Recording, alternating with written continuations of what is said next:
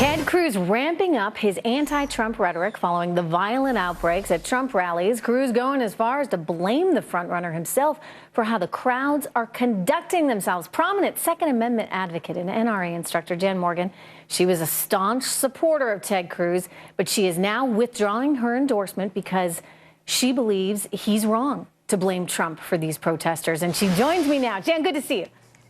Good to see you too, Trish. So you wrote a piece on Facebook, right? And you said, I've made a grave mistake by misreading this man, Ted Cruz, and his character. I did. Tell me about why Trish, you were so surprised. Well, I expected Hillary, Bernie, and liberal talking heads to blame Trump for the lawless actions of anarchist thugs in Chicago. I did not expect, however, and was incensed as I watched one Republican after another take the stage, join the Hillary, Bernie bandwagon, toss the First Amendment out the door in line in favor of censorship, and blame Trump for the actions of those criminals.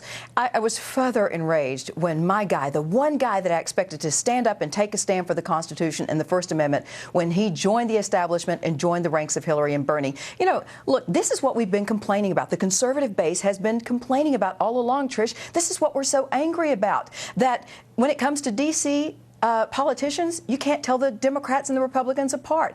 I expected my guy, Ted Cruz, to stand apart from the rest, and he didn't. And that was one of a long list of things that really disappointed me with him. When you announced your endorsement of him, I actually wasn't surprised, because I thought, I know how strongly Jan feels about the Constitution. I know how strongly she feels about the Second Amendment. And she feels probably this guy is going to be the best to protect it.